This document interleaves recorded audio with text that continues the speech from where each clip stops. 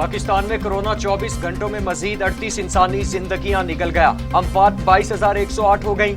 मजीद 1,097 अफराद में वायरस की तशखीस हुई। 9,51,865 अफराद कोरोना में मुब्तला हो चुके। 8,96,821 सेहतयाब, जबकि 32,936 मरीज जेरे इलाज हैं।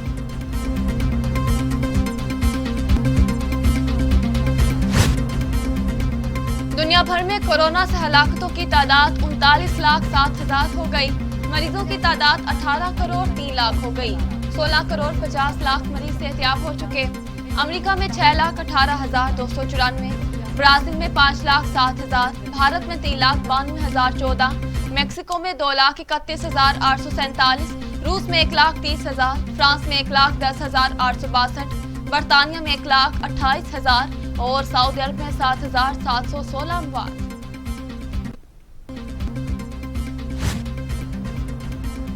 वफाकी वजीर तालीम शफकत महमूद कहते हैं कुछ लोग चाहते हैं कि इम्तिहानात ना हों। तनकीद करने वाले अपने पार्टी से मुशावरत कर लिया करें। अगर इम्तिहानात नहीं होंगे तो बहुत नुकसान होगा।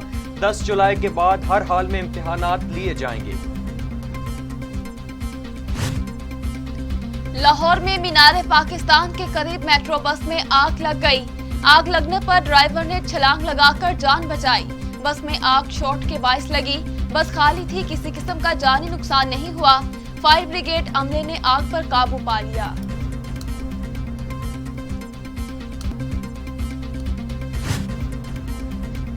लाहौर के इलाके जौहर टाउन में हुए धमाके का मुकदमा दर्ज कर लिया गया। मुकदमे में कत्ल, इक़दाम कत्ल और दहशतगर्दी की दफात शामिल की गई हैं। पुलिस हुकाम के मुताबिक धमाके का मुकदमा SHO CTD आबिद बेग की मुद्दइयत में दर्ज किया गया।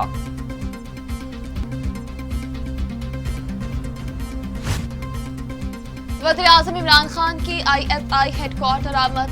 वज़ीर-ए-आज़म की ज़ेर सदारत ISI हेडक्वार्टर में आला सतह का इजलास। मुसल्लह अफवाज के सरबराहान, सीनियर वफाकी वज़रा के इजलास में शिरकत। अंदरूनी और बैरूनी सिक्योरिटी सूरत हाल और अफगान अमन अमल पर ब्रीफिंग। मुस्लिम लीग नून की नायब सदर मरियम नवाज कहती हैं लाहौर धमाके के जख्मियों के लिए दुआगो हूं। धमाके में पुलिस एहलकार भी जख्मी हुए हैं। कौम को पुलिस के जवानों पर फख्र है।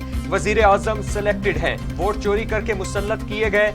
एटमी प्रोग्राम के लिए कौम ने बहुत कुर्बानियां दी। नवाज शरीफ एटमी धमाकों की सजा आज तक भुगत रहे हैं। जुल्फिकार भुट्टो ने एटमी प्रोग्राम के लिए बड़ी कुर्बानियां दी हैं।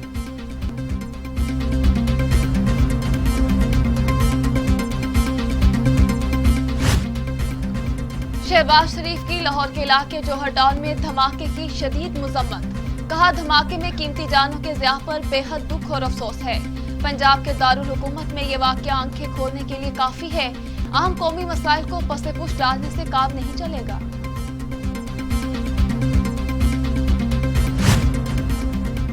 अमीर जमात इस्लामी सिराजुल हक की लाहौर बम धमाके की शदीद मजम्मत। शरपसंदों की फौरी गिरफ्तारी का मुतालिबा। लाहौर धमाके को हुकूमत की नाकामी करार दे दिया। कहा मुल्क दुश्मन कुव्वतें फिर से अमन के खिलाफ जाल बिछा रही हैं। मुल्क में अमन और सलामती के लिए कौम और इदारों ने बहुत कुर्बानियां दी हैं।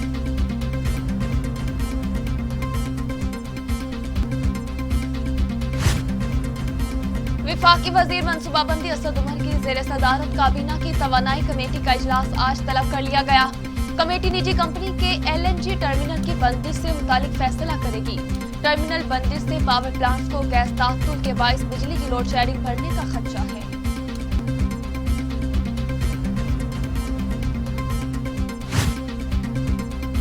भारतीय वजीर आजम नरेंद्र मोदी आज मकबूजा कश्मीर की क़यादत से मुलाकात करेंगे। अपोजिशन जमात कांग्रेस के रहनुमा P चिदंबरम मुतालिबा किया है कि मोदी सरकार मकबूजा कश्मीर का स्टेटस बहाल करे। कांग्रेस का कहना है कि एक्ट ऑफ पार्लियामेंट से आईनी इक़दाम को खत्म नहीं किया जा सकता। कश्मीर का स्टेटस 5 अगस्त 2019 से पहले की पोजीशन पर लाया जाए।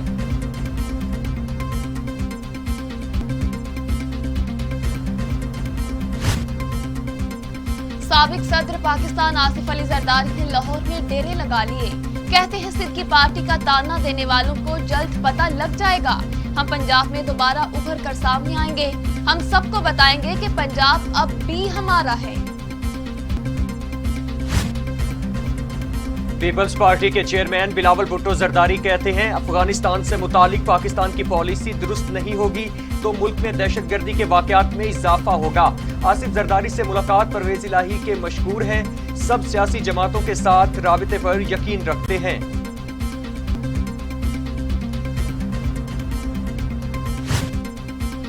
Army chief general Qamar Javed Bajwa کا ایک روزہ دورہ ترکی۔ ISPR کے مطابق آرمی چیف کی ترک وزیر دفاع، ترکی کے کمانڈر جنرل سٹاف اور بحری فوج کے سربراہ سے ملاقاتیں افغان امن عمل اور دونوں ممالک کے درمیان دفاع اور سیکیورٹی کے شعبوں سمیت باہمی دلچسپی کے امور اور علاقائی سیکیورٹی کی صورتحال پر تبادلہ خیال کیا گیا۔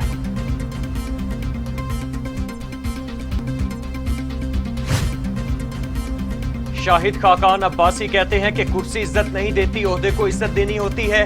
ایوان میں جو کچھ ہوا اس پر کسی کو افسوس نہیں، اسپیکر ناکام ہو چکے ہیں، اسپیکر کو کچھ کہوں گا تو ناراض ہوں گے۔ ملک میں مہنگائی اور بے روزگاری کی کسی کو فکر نہیں، لوگ صدارتی نظام کی باتیں کر رہے ہیں۔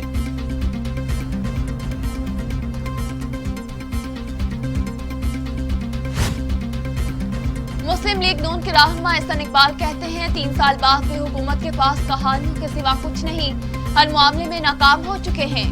حکومتی وزراء من پسند الیکشن اصلاحات لانا چاہتے ہیں، ان کا مقصد الیکشن کمیشن کو بھی نیب کی طرح تابع دار بنانا ہے۔ حکومت اپنی مرضی کی ترامیم لانا چاہتی ہے۔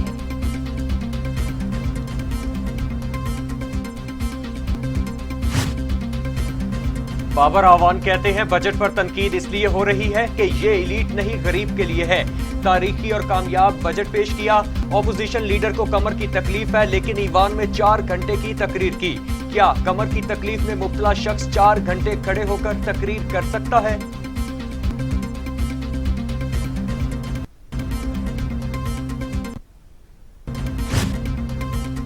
وزیر خارجہ شاہ محمود قریشی کا کہنا ہے کہ ہمیں ماضی سے نکل کر حال اور مستقبل کا سوچنا ہے۔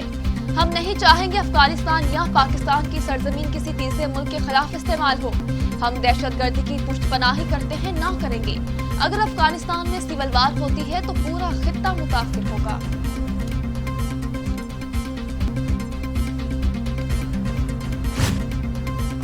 پاکستان اور روس نے 2 طرفہ تعلقات کو مزید فروغ دینے کے عزم کا اعادہ کیا۔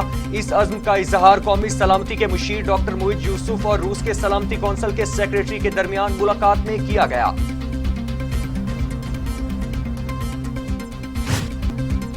پاکستانی اور ایرانی حکومت نے کورونا وائرس میں کمی کے پیش نظر اپنے ملکوں سے عائد سفری پابندیاں ختم کر دی۔ دونوں ملکوں سے تاجر اور طالب علم جنہوں نے کورونا ویکسینیشن کروائی ہے پاکستان اور ایران کا سفر کر سکیں گے۔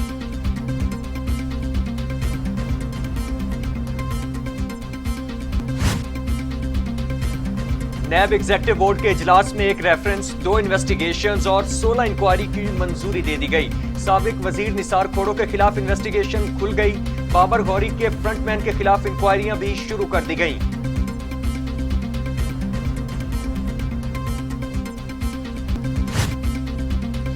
ترک صدر طیب اردوان نے کورونا لاک ڈاؤن مکمل طور پر ختم کرنے کا اعلان کر دیا۔ اٹلی کا بھی کورونا کیسز میں خاطر خواہ کمی پر پابندیوں میں نرمی کا فیصلہ، فیس ماسک کی پابندی ختم کر دی۔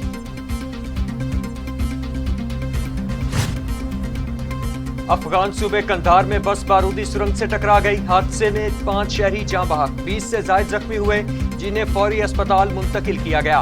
زخمیوں میں بچے اور عورتیں بھی شامل ہیں۔ سیکیورٹی فورسز نے علاقے کو گھیرے میں لے کر تحقیقات شروع کر دیں۔